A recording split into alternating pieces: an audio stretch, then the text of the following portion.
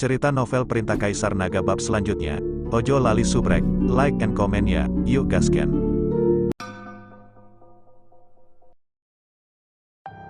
Saya tidak bisa pergi, saya akhirnya masuk, bagaimana saya bisa pergi? Ji Meiyan tidak pergi, tapi menatap lelaki tua itu dan berkata, Taisu, meskipun dia bukan anggota keluarga Ji, dia masih setengah dari keluarga Ji. Kamu tidak bisa mengusirnya. Setengah keluarga Ji, orang tua itu membuka matanya lagi. Iya, separuh dari keluarga Ji, dia sekarang adalah laki-laki saya dan menantu dari keluarga Ji kami. Tentu saja, dia adalah separuh dari keluarga Ji. Kami sudah menjadi suami istri. Ji Meiyan melangkah maju dan meraih lengan Chen Ping dan berkata. Chen Ping terlihat bingung. Dia tidak menyangka Ji Meiyan akan menemukan alasan ini. Omong kosong. Apa menurutmu aku bodoh? Kamu jelas-jelas masih perawan, bagaimana kamu bisa menjadi suami istri dengannya? Orang tua itu tiba-tiba berkata dengan marah, kami adalah suami istri. Jika Anda tidak percaya, saya akan membuktikannya kepada Anda. Kata Ji Meiyan, mengangkat Chen Ping dan pergi berjalan langsung ke kamar sebelah aula utama. Ji Meiyan mulai melepas pakaiannya. Nona Ji, apa yang kamu lakukan? Chen Ping ditakuti oleh Ji Meiyan. Kita harus menjadi pasangan sekarang, kalau tidak kamu akan diusir. Ji Meiyan berkata pada Chen Ping, Nona Ji, aku tidak bisa merusak reputasimu sendiri. Aku tidak bisa melakukan ini. Chen Ping dengan cepat berbalik, kamu sudah dewasa, tapi aku tidak takut pada ibu mertuaku. Apa yang kamu takutkan? Jangan khawatir, aku tahu kamu punya banyak wanita. Sekalipun kita tidur bersama, aku tidak ingin kamu bertanggung jawab. Kata Ji Meiyan sambil melepas bajunya, segera Ji Meiyan muncul telanjang di depan Chen Ping, dan bahkan melangkah maju untuk memeluk Chen Ping. Chen Ping adalah pria normal, yang dapat menanggung ini. Chen Ping mengertakkan gigi dan langsung menekan Ji Meiyan di bawahnya. Ada gelombang suara yang menyenangkan di ruangan itu. Taisu dari keluarga Ji duduk di tengah aula dan menghela nafas tanpa daya.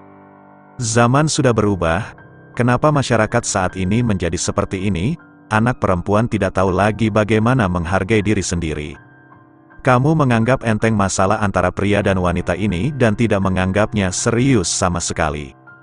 Sedih, wajah Taisu Ji penuh ketidakberdayaan, tapi dia tidak punya pilihan. Inilah perkembangan dan perubahan zaman. Jika perempuan di zamannya begitu sembrono dan tidak peduli sama sekali dengan tubuhnya, mereka akan berada di kandang babi. Saya tidak tahu berapa lama, tapi Chen Ping dan Ji Meiyan keluar dari kamar. Wajah Ji Meiyan memerah dan ekspresinya sangat puas. Tapi Chen Ping sedikit malu. Lagi pula, dia bermain dengan cucunya di depan leluhur buyutnya, yang agak memalukan. Taisu, bisakah dia tinggal di tanah leluhur keluarga Ji kita sekarang? Ji Meiyan bertanya, hei, itu saja, masuk. Orang tua itu tidak punya pilihan selain melambaikan tangannya. Terima kasih Taisu, tolong buka jalan menuju tanah leluhur. Ji Meiyan berkata dengan gembira saat mendengar Taisu setuju. Saya melihat Taisu berkata, kalian berdua tenang, lepaskan tabu di tubuh kalian, dan jangan berpikir liar. Kata Taisu, perlahan mengangkat tangannya, dan seberkas cahaya merah darah berkumpul di tangan Taisu. Segera setelah itu, sebuah pintu lampu oval muncul di bagian belakang aula. Masuk, kata Taisu, terima kasih. Setelah Ji Meiyan mengatakan itu, dia menarik Chen Ping dan berjalan menuju cahaya. Kemana arah pintu cahaya ini? Apakah ini mantra luar angkasa? Chen Ping tidak mengerti, apakah pintu cahaya yang tiba-tiba muncul dimaksudkan untuk mengusir mereka. Jangan khawatir, ini bukan mantra luar angkasa, ini hanya mengirim kita ke tanah leluhur. Aula ini hanyalah pinggiran dari tanah leluhur yang sebenarnya berada dalam formasi yang sangat besar. Jika tidak, asal-usul tanpa pemilik itu akan kembali ke dunia sejak lama. Hanya saja formasi ini mungkin sudah rusak setelah ratusan tahun, sehingga setiap kali tanah leluhur dibuka, sebagian asal-usul yang tidak memiliki pemilik akan keluar dari tanah leluhur dan kemudian diserap oleh dunia. Aura asli yang kami rasakan siang hari berasal dari formasi tanah leluhur ini. Ji Meiyan menjelaskan kepada Chen Ping. Chen Ping mengerti. Jadi dia mengikuti Ji Meiyan ke pintu lampu. Saat kedua orang itu terbungkus cahaya, aura luas memenuhi udara, dan tubuh Chen Ping dan Ji Meiyan menghilang. Mengapa? Taisu menghela nafas lagi dan menutup matanya lagi. Chen Ping dan Ji Meiyan hanya merasakan kilatan cahaya putih. Lalu mereka muncul di hutan pegunungan. Hutan pegunungan ini penuh dengan bunga dan terlihat sangat indah. Namun, Chen Ping tahu bahwa apa yang disebut tanah leluhur keluarga Ji ini seharusnya adalah dunia yang diciptakan oleh leluhur keluarga Ji menggunakan formasi. Tujuannya adalah untuk mewariskan sebagian sumber daya kepada generasi mendatang agar keluarga Ji tidak mengalami kemunduran setelah ratusan tahun. Tanah leluhur keluarga Ji kami memiliki asal-usul logam paling banyak, karena nenek moyang keluarga Ji kami sebelumnya semuanya memiliki asal-usul pencerahan logam. Tetapi ada juga sumber lain, yang hanya sumber penolong, jumlahnya relatif sedikit, dan hanya sumber emas yang paling banyak. Asal-muasal logam adalah asal mula pertahanan. Jika Anda dapat memahami asal-muasal logam, maka pertahanan tubuh Anda akan semakin kuat. Sayang sekali saya tidak memiliki ruang asal, dan saya belum memahami asal-usulnya. Jadi saya hanya dapat menemukan beberapa sumber daya lain di tanah leluhur ini. Kata Ji Meiyan, bagaimanapun, bakat mesum seperti Chen Ping hanya dimiliki oleh segelintir orang. Alam penggabungan membuka ruang aslinya, dan juga memahami beberapa jenis asal-usul. Chen Ping merasakan asal-muasal tak bertuan di sekelilingnya, secara naluriah menemukan tempat untuk duduk bersila, dan kemudian mulai membuat rencana untuk menyerap dan memahami. Apa yang kamu lakukan? Ji Meiyan bertanya, tentu saja tentang memahami asal-usulnya. Meskipun ada banyak asal-muasal logam di sini, saya belum memahami asal-muasal logam tersebut, dan saya tidak dapat menyerap dan memurnikannya. Saya harus memahaminya terlebih dahulu. Chen Ping berencana untuk memahami asal mula sistem logam, sehingga dia tidak hanya dapat menyerap aura asli pemiliknya di sini, tetapi juga memiliki satu sumber kekuatan lagi. Ketika saatnya tiba untuk menyadari asal mula sistem logam, tubuh emas Chen Ping yang tidak bisa dihancurkan akan mencapai tingkat yang lebih tinggi. Dengan bodi emas yang tidak bisa dihancurkan dan berkat unsur logam, pasti akan sekokoh batu. Seperti Anda, duduk di tanah dan mengandalkan meditasi untuk mendapatkan pencerahan. Entah di tahun dan bulan berapa Anda akan dapat memahami asal-usul sistem logam. Ji Meiyan berkata sambil tersenyum, apa yang akan terjadi? Chen Ping bertanya dengan heran. Di tanah leluhur ini, terdapat binatang fantasi asal. Binatang fantasi asal ini semuanya lahir karena aura kuat dari sumber aslinya. Terutama, ada monster fantasi tipe emas paling banyak. Jika Anda ingin memahami asal-usul monster tipe emas, maka bunuhlah monster fantasi tipe emas itu.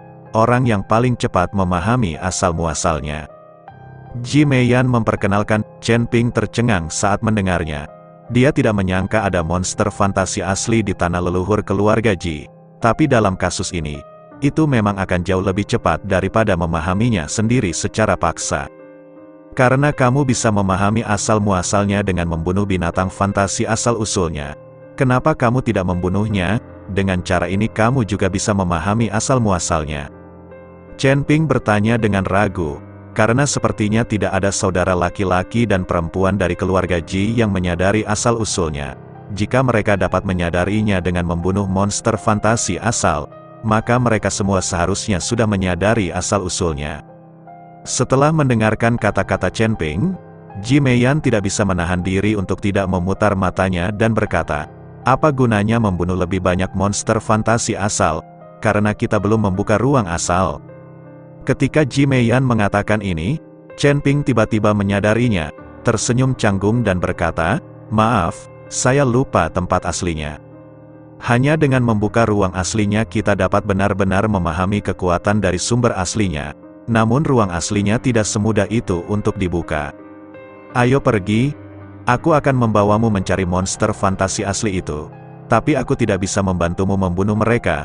Lagi pula, percuma jika aku membunuh mereka.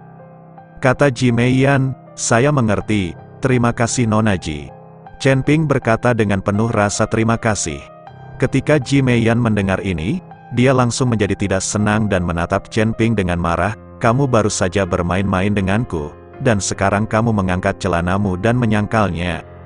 Kalimat ini membuat Chen Ping bingung dan bertanya, apa maksud Nona Ji dengan ini? Bagaimana menurutmu, kita berdua melakukannya, dan kamu masih memanggilku Nona Ji dan memperlakukanku seperti orang luar? Wajah Ji Meiyan dipenuhi dengan keluhan dan dia hampir menangis. Ketika Chen Ping mendengar ini, dia langsung mengerti dan berkata dengan malu, Aku tidak bermaksud begitu, Meiyan, maafkan aku. Chen Ping hanya bisa mengikuti Ji Meiyan dan meminta maaf. Mendengar Chen Ping memanggil namanya, Ji Meiyan tertawa, aku memaafkanmu kali ini, ikutlah denganku. Ji Meiyan membawa Chen Ping ke tiang gunung, dan kemudian berkata, ada banyak binatang hantu asli di sini, tetapi ketika Anda membunuh binatang hantu asli, yang terbaik adalah tidak menggunakan sihir, yang terbaik adalah membunuh binatang hantu asli itu dengan tangan kosong. Hanya dengan cara ini kita dapat mewujudkannya lebih cepat. Jika kamu menggunakan mantra atau senjata magis lainnya, itu akan melemahkan aura asli dari monster hantu asli itu sendiri. Bahkan jika kamu membunuh monster hantu asli, kemungkinan pencerahan akan jauh lebih kecil. Ji Meiyan memperingatkan Chen Ping, Meiyan, aku tidak menyangka kamu tahu begitu banyak. Chen Ping sangat terkejut karena Ji Meiyan mengetahui hal ini. Wajah Ji Meiyan memerah dan dia berkata, ayah memberitahu kami ini, kalau tidak, bagaimana aku bisa tahu? Cepatlah, aku akan menunggumu di sini, kuharap kamu tidak membuatku menunggu terlalu lama. Chen Ping mengangguk, lalu masuk ke dalam kol. Tidak lama setelah dia masuk ke dalam kol, Chen Ping mendengar auman monster di sekitarnya. Dia tahu bahwa ini adalah monster fantasi asli dan bukan monster sungguhan. Binatang fantasi asal ini tidak memiliki tubuh nyata, jadi akan sangat sulit untuk membunuh mereka. Apalagi karena kamu tidak bisa menggunakan spell dan senjata, ini mungkin akan lebih sulit lagi. Namun betapapun sulitnya, Chen Ping tidak akan mundur. Setelah akhirnya memasuki tanah leluhur keluarga Ji, bagaimana Chen Ping bisa mundur? Terutama Ji Meiyan, dia bahkan mendedikasikan tubuhnya agar bisa tinggal di tanah leluhurnya. Ketika Chen Ping memikirkan penampilan proaktif Ji Meiyan di aula tadi, darahnya mulai melonjak. Apa yang Anda pikirkan? Chen Ping buru-buru menamparkan dirinya sendiri untuk membangunkan dirinya dan berhenti berpikir yang tidak masuk akal. Meskipun kekuatan binatang fantasi asal ini seharusnya tidak terlalu besar, jika Anda ceroboh, hidup Anda masih dalam bahaya. Chen Ping berjalan perlahan menuju kedalaman, dan tiba-tiba bayangan hitam keluar dari hutan di sampingnya. Chen Ping secara naluriah menghindar dan menghindari pukulan itu. Pada saat ini, binatang hantu asal sedang membuka mulutnya yang besar dan menatap Chen Ping dengan penuh semangat. Bentuk binatang hantu ini mirip dengan harimau, bermata merah dan bertaring tajam. Chen Ping melambaikan tangannya, dan pedang pembunuh naga muncul di tangannya. Tapi segera, Chen Ping teringat instruksi Ji Meiyan, jadi dia mengembalikan pedang pembunuh naga. Menghadapi monster hantu di depannya, dia hanya bisa membunuhnya dengan tangan kosong dan kekuatan mentah tubuhnya. Binatang fantasi itu meraung dan tiba-tiba bergegas menuju Chen Ping. Chen Ping mengayunkan tinjunya dan bergegas ke depan. Gerakan binatang hantu itu sangat fleksibel, dan mulutnya penuh taring, yang membuat Chen Ping sangat takut. Satu orang dan satu binatang sudah bertarung bersama. Ini seperti dua orang biasa yang bergulat dengan liar. Untungnya, tubuh fisik Chen Ping juga sangat kuat, jika tidak, lukanya akan langsung terkoyak oleh cakar binatang hantu itu. Tinju Chen Ping terus mengenai kepala binatang hantu itu. Entah berapa lama, tapi hantu binatang itu melolong dan terdiam. Lalu tubuhnya berubah menjadi bentuk aslinya dan membungkus Chen Ping. Saat sumber emas memasuki tubuhnya, Chen Ping terengah-engah dan dengan hati-hati merasakan sumber emas tersebut. Namun, di ruang asalnya, bintang dari sumber emas tidak menyala.